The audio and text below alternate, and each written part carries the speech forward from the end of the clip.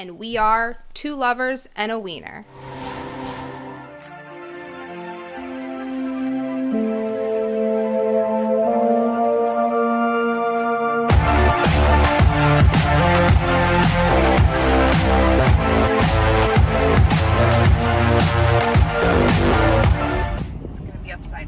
No, it's wherever the time is, and I can also flip it around. What did you say your problem is? Why can't we start recording now? Because I'm sweaty. Ew, sick. Look, moisture. Disgusting. It's dripping down my forehead. Ew, yuck. Don't do any close-ups.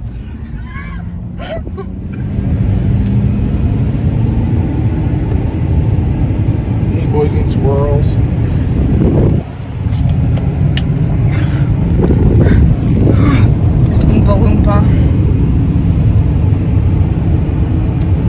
So, it's Saturday morning. I don't know what the date is. Oh, the 3rd. No, it's the 2nd. No, isn't tomorrow? Oh, yeah, no, you're right. Yeah, so today's the 3rd, July 3rd. And unfortunately, we're about to do like a 3.5-hour drive, 204 miles. And if you're asking what we're going to do, well, a person drove past the house that they're supposed to move into, and they said the front door was kicked in. So basically, I unfortunately forgot my bat. But basically, me and Spark are about to go up in here and see if there's, anybody living in here. Your bat and your machete. Yeah, and my machete and my 2 axes. And your leg knife. I forgot. Oh, and my leg knife. I forgot all my weapons. So it's kind of concerning that I only have my phone to like potentially throw at someone, and then I'll just have to go like for hand-to-hand combat after that. But yeah, we also got to go grab some coolant because Clifford is saying he needs coolant. So how fun is that? I'm pretty sure he's leaking coolant, to be honest. So something else to get to fix. Janet, do you have anything to say? Well, I was just going to say, luckily, Tyler will have Sparky, though, to lick the person to death. Yeah, I'm really going to sick my scary wiener on him. Look at that guy. He's ferocious. He sighed. He gave a little huff. Yeah, because he's like, oh, I can't believe I got to go do this. Working on a Saturday? Oh, still licking me. Thank God we have our good old attack dog. Sparky doesn't work on Saturdays. He doesn't work on any days. He sleeps. And we've disturbed his nap time. Yeah, today's video is pretty much minus, like I said, going into a house to see if there's anyone in it. Today's pretty much, we're just going to be driving a lot. We're actually headed to Greensboro in North Carolina, so you get to see the path that we take to Greensboro, because we do go there somewhat frequently. You should tell them about the other house that lady was living in. Oh, she kept breaking in all the windows. Okay, so that's a fun little thing, sort of, kind of. It's kind of scary. I kind of pooped my pants when it happened. So there's this house in Columbia, South Carolina, and this back window kept getting broken. Well, actually, originally it was 2 back windows got broken. They sent me there to fix them. It was supposed to be vacant, nobody living there. So we fixed it, we like painted, we did a bunch of stuff to get it like ready for someone to want to live there. And then I got this work order that was like, oh, please check the security of the property. We're being told that, there's a busted back window. It might be someone living on the property. So anyway, I go, and one of the windows I just had replaced was actually busted out again. And then, I had to get in. So they told, I had the lockbox code to get in because I was supposed to see if anybody was there. Well, I didn't really think anybody was there because Jen and I both thought it was younger kids who were just looking for a place to go, be a-holes and do whatever. And so we didn't expect it, or I didn't expect it to be who it was, because Janet actually wasn't with me this day. And anyway, so I got the lockbox and went in the front door, and all of a sudden I heard do do do do do do do do do, and again it was really loud footsteps, again someone was clearly there. So I instantly was I got nothing on me that's if this person's some crazy person, I'm getting my I'm gonna get hurt. So I left. So I instantly went back out the door, closed the door real quick and whatever. And that time the neighbor actually was pulling up wave me over, whatever. So I like went over to talk to her, and she was like, yeah, she's still in there. And I was like, who? And then all of a sudden the door opens and this lady's screaming. This like crazy, like, again, she's screaming like, were you just in my house? Like, who the hell are you? All this stuff. Mind you, the home's supposed to be vacant. They haven't rented it to anybody. They're telling me that someone has broken into their house. So this lady who's claiming that she lives there in this home isn't supposed to be living in this home and is breaking in there, living in there, claiming she's the owner of the house.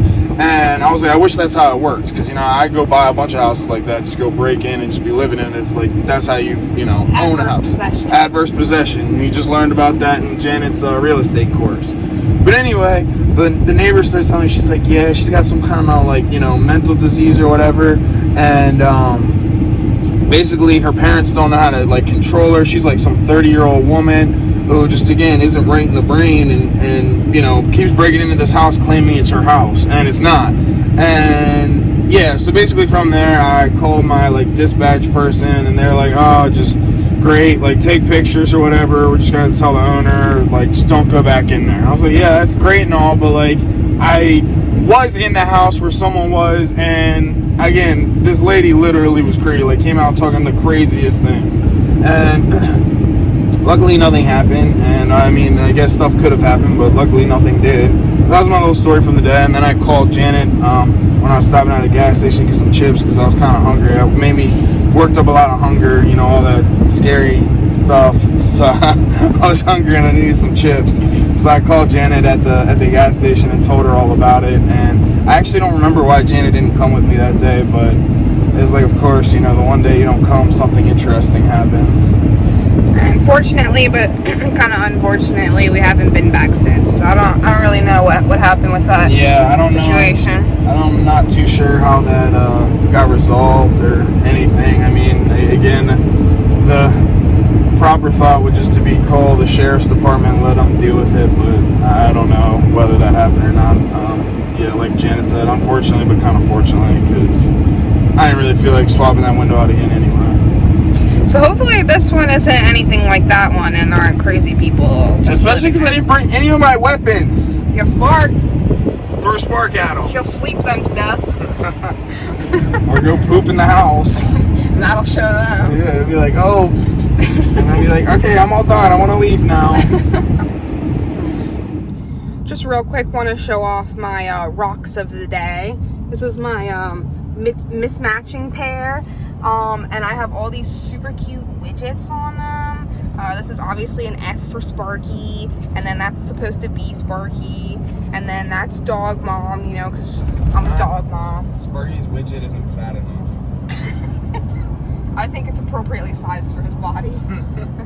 And then over on this one, I have a narwhal. These are all just random ones that I thought were cute.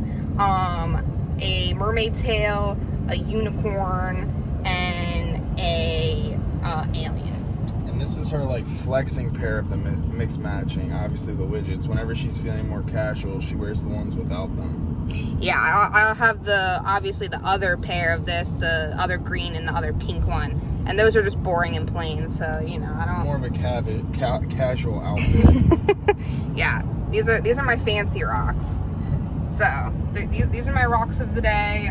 Tyler loves them. He thinks all my rocks are super cute. And I also think she has a rocks problem. I Undiagnosed, but she has one. I do have a problem, right, Spark?